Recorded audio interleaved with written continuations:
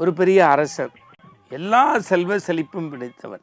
பூக்களை எடுத்து பூஜை செய்தான். இறைவா, இன்னும் இன்னும் எனக்கு நிலத்தையும் பொன்னையும் பொருளையும் தா, அள்ளி அள்ளித்தா, அள்ளி அள்ளித்தா என்றான்.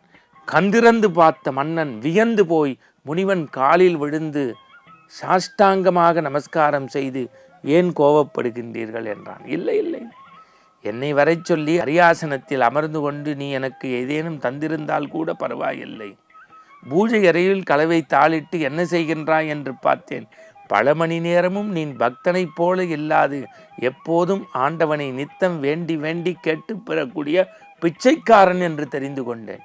பொண்ணை கொடு, நிலத்தை கொடு, பொருளை கொடு, நான் பிறருக்கு அள்ளி கொடுக்குறேன்னு கேட்குறேன். நீனே கேட்டு வாங்குறிய, சாமியால் கொடுக்கணும்.